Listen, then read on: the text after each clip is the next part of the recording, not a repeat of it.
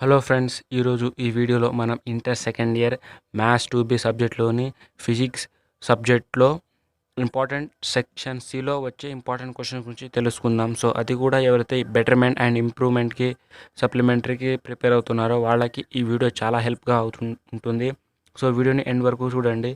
So ఈ వీడియోలో నేను ఒక మెటీరియల్ తీసుకున్నాను. సో అది కూడా బేబీ బుల్లెట్. సో ఇది చాలామందికి తెలిసే ఉంటుంది. ఇది తెలంగాణ అండ్ ఆంధ్ర రెండు స్టేట్స్కి కవర్ చేస్తుంది. సో నేను రెండు స్టేట్స్కి కామన్గా ఇద్దరు ప్రిపేర్ అయ్యే మెటీరియల్ని తీసుకున్నాను. సో ఈ మెటీరియల్లో మనం సెక్షన్ సిలో వచ్చే 8 మార్క్స్ గురించి తెలుసుకుందాం. సో ఏ క్వశ్చన్ని ప్రిపేర్ అవ్వాలి, ఎన్ని క్వశ్చన్స్ ఉంటాయి, ఆ సెక్షన్లో ఎన్ని క్వశ్చన్స్ వస్తాయి, మనం ఎన్ని అటెంప్ట్ చేయాలి అండ్ ఒక్కొక్క దానికి ఎన్ని మార్కులు, అవన్నీ తెలుసుకుందాం. అండ్ చాలామందికి తెలిసే ఉంటుంది. సో తెలిసిన వాళ్ళైతే అయినా ఇంకోసారి నేర్చుకోండి. సో రెండోసారి నేర్చుకున్న పెద్ద ప్రాబ్లం ఉండదు. సో ఫస్ట్ అయితే బ్లూ ప్రింట్ చూద్దాం. సో బ్లూ ప్రింట్లో అది కూడా 2022. సో మనది అకాడమిక్ ఇయర్ 22-23 కాబట్టి నేను 22ది తీసుకున్నాను. సో ఎందుకంటే ఇది అంటే ఇది ఈ ఇయర్ సంబంధించిన మెటీరియలే. సో 22-23 అకాడమిక్ ఇయర్కి సంబంధించిన బ్లూ ప్రింట్. సో అంటే ఇది 100% సిలబస్కు సంబంధించిన మెటీరియల్ అని. సో అందులో ఫస్ట్ లెసన్ వచ్చేసి మనకు ఫిజిక్స్లో వేవ్స్. సో అందులో 8 మార్క్స్ది ఒకటి వస్తుంది. అండ్ ఇదేమో 2 మార్క్స్ది సంబంధించిన రో, అండ్ ఇది 4 మార్క్స్ది, ఇది 8 మార్క్స్ది, ఇది total. So second lesson ray optics. So ఇందులో 2 మార్క్స్ది 2 వస్తాయి, 4 మార్క్స్ది ఒకటి వస్తుంది. So total 6 marks. And wave ఆప్టిక్స్ది 2 మార్క్స్లో రాదు. సో 4 మార్క్స్ది ఒకటి ఉంది. So 4 marks.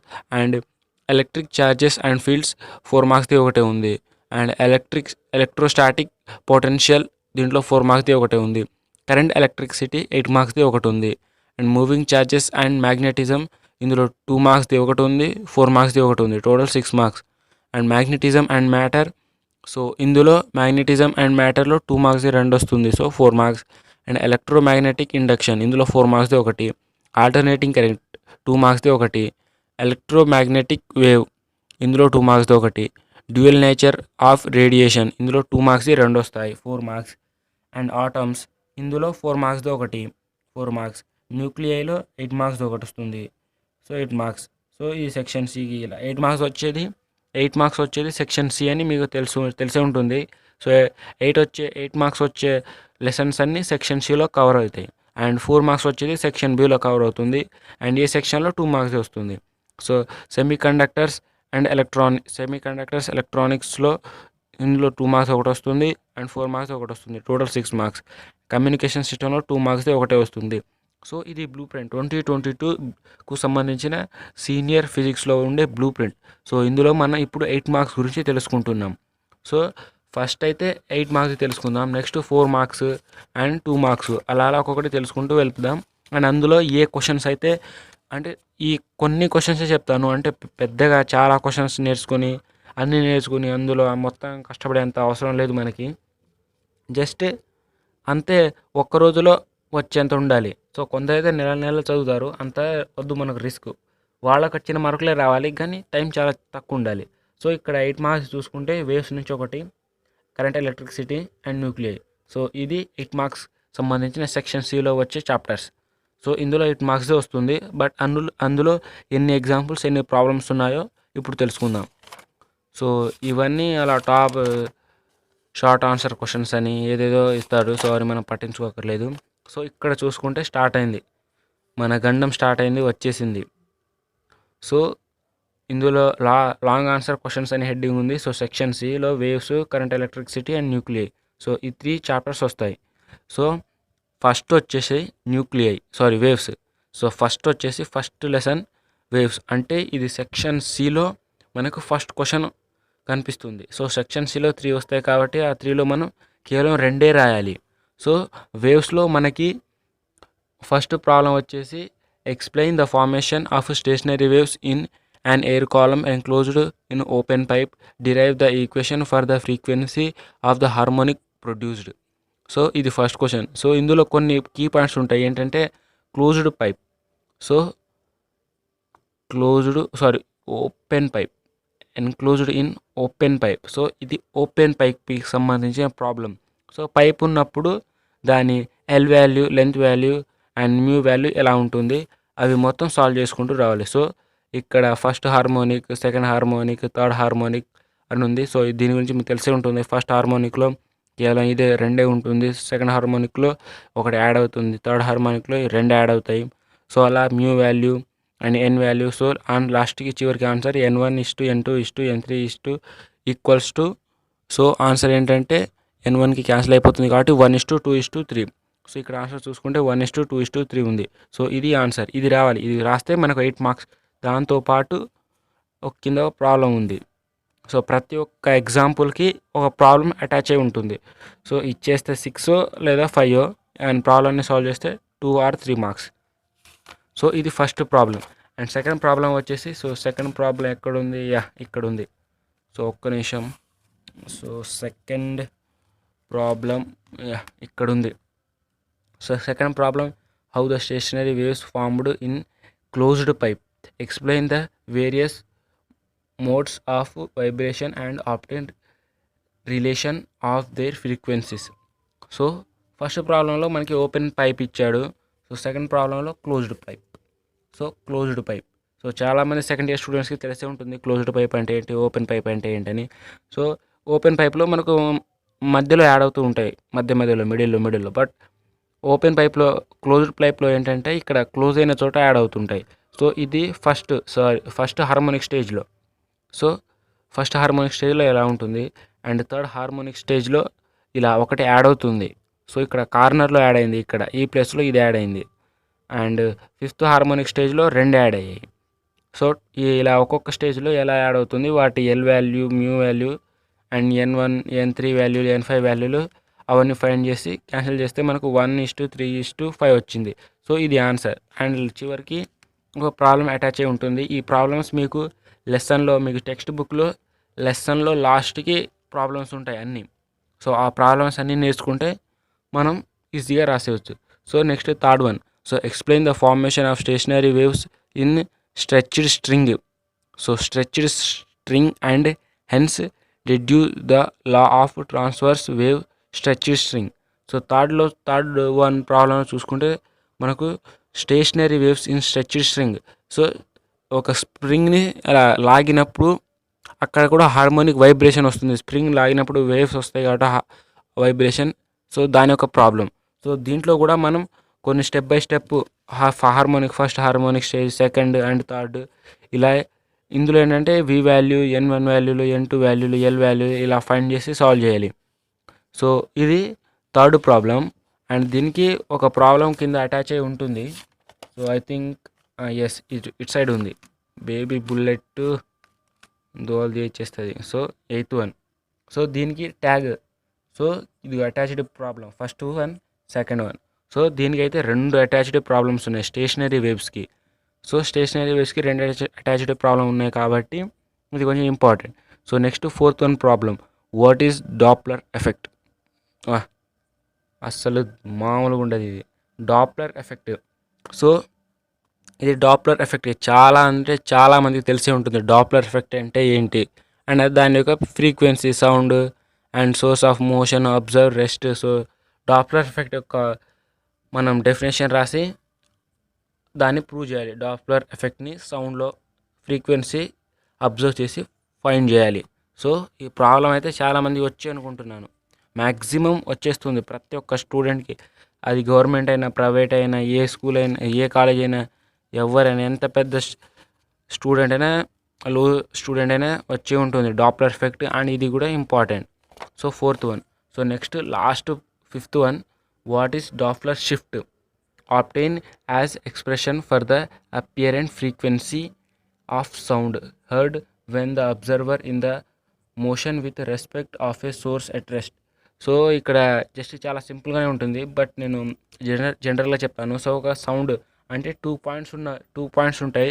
సో ఒక చోట బెల్ అంటే మీ ఒక ఎగ్జాంపుల్కి స్కూల్ తీసుకుంటే, స్కూల్ దగ్గర బెల్ కొడితే మనకి ఇంటికాడ కొంచెం అంటే స్కూల్కి దగ్గరగా ఉన్న ఇంట్లో మనకు ఆ సౌండ్ వచ్చేస్తుంది.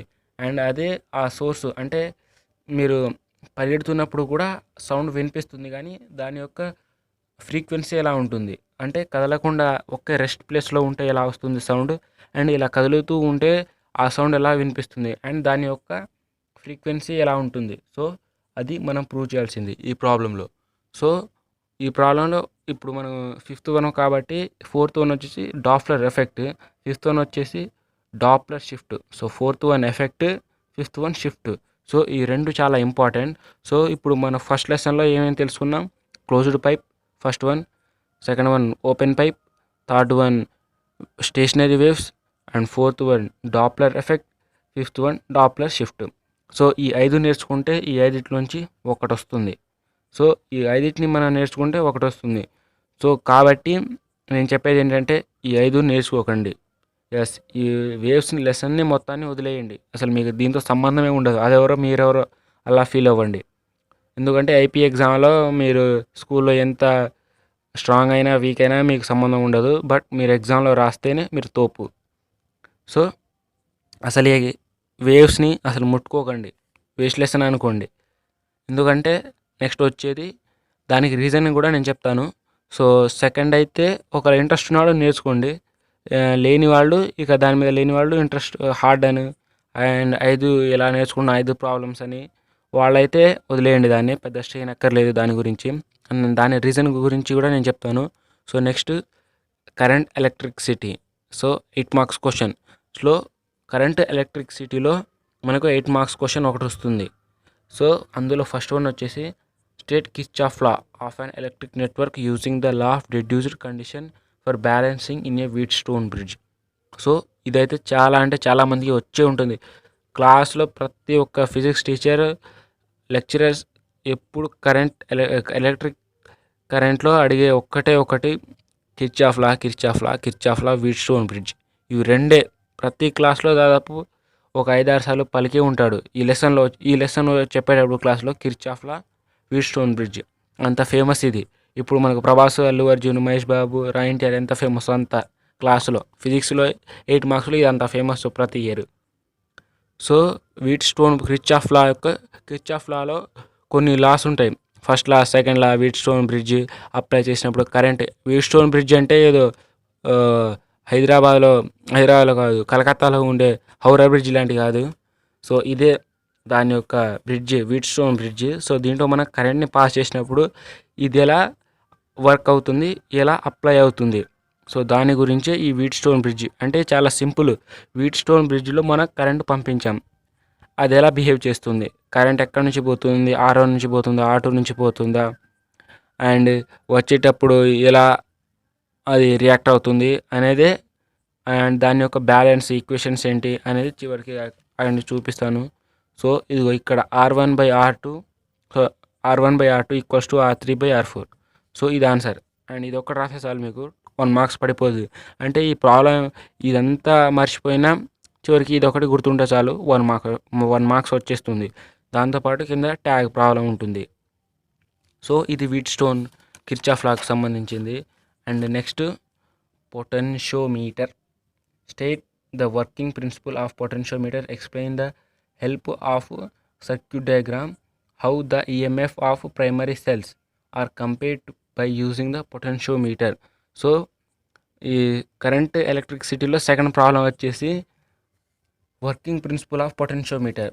సో ఈ పదాన్ని గుర్తుపెట్టుకోండి. అండ్ దీంట్లో మెయిన్ ఏంటంటే primary cell, 2 primary cells. So 2 primary cells ఈ పదాన్ని మీరు బాగా గుర్తుపెట్టుకోవాలి. ఎందుకంటే ఇలాంటిది సేమ్ యాస్టీజ్ ఏదో డబుల్ యాక్షన్ మూవీలా ఉంటుంది. ఇంకో ప్రాబ్లం అది కూడా పక్కనే ఉంది, దాని గురించి చెప్తాను, అప్పుడే చూడకండి.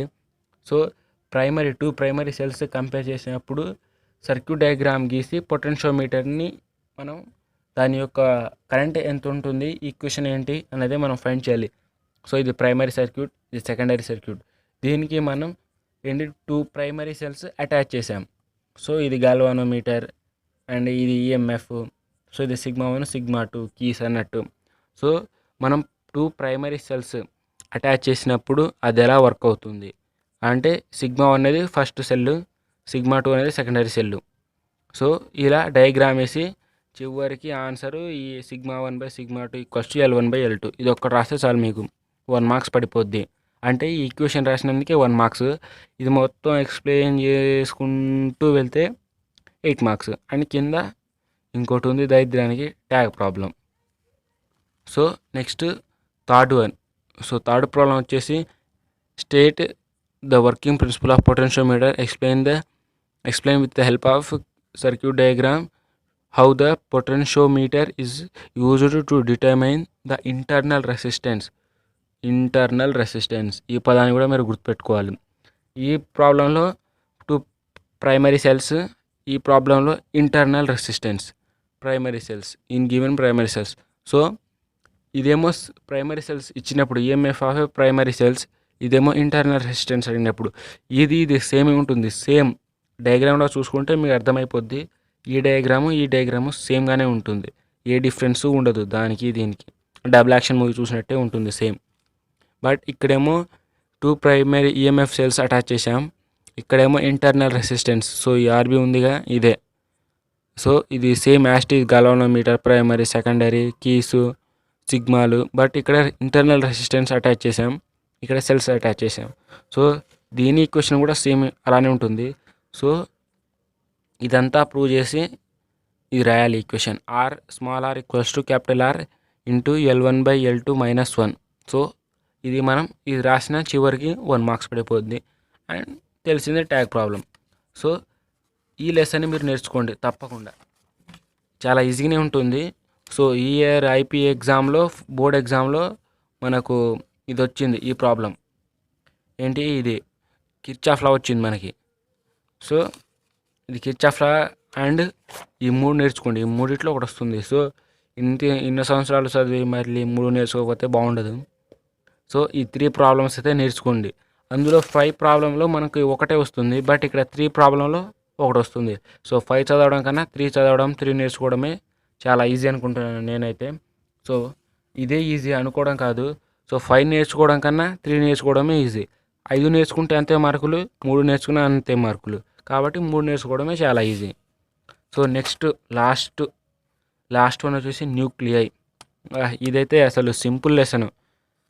ఇదైతే పక్కా నేర్చుకుంటారు నేను చెప్పకపోయినా, ఎందుకంటే 2 ఉంటాయి కాబట్టి, రెండిట్లో ఒకటి వస్తుంది.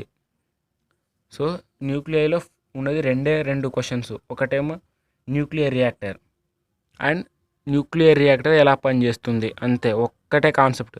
న్యూక్లియర్ రియాక్టర్లో ఉన్న భాగాలేంటి, దాని ఫంక్షన్స్ ఎలా అవుతాయి, అంటే ఏ పార్ట్ ఎలా వర్క్ అవుతుంది, అండ్ దాని డయాగ్రామ్ గీసి ఏ పార్ట్ ఎలా పనిచేస్తుంది దానికి ఎగ్జాంపుల్ రాసుకుంటూ పోవాలి. సో ఇంకోటి ఏంటంటే రేడియో యాక్టివిటీ. సో ఈసారి ఐపీలో ఇది వచ్చింది, రేడియో యాక్టివిటీ బుజ్జిది. చూడడానికి చిన్నగానే ఉంది కానీ కొంచెం టఫ్. మొత్తం ఇంటిగ్రేషన్స్ ఉంటాయి, దీనికి లిమిట్స్ ఉంటాయి ఇంటిగ్రేషన్. బైపీసీ వాళ్ళకైతే కొంచెం టఫ్గానే అనిపిస్తుంది, ఎంపీసీ వాళ్ళకే అయితే ఏదో చాకెట్ తిన్నట్టు తినేస్తారు, ఈజీగానే ఉంటుంది ఇది కూడా ఎంపీసీ వాళ్ళకి. సో ఈ రెండిట్లో ఒకటేమో న్యూక్లియర్ రియాక్టర్. సో ఈ core, steam, coolant, reflector and control rods. So దీని గురించి ఎక్స్ప్లెయిన్ చేసుకుంటూ రాయాలి ఇదంతా. అయితే మీకు 8 మార్క్స్ పడిపోద్ది.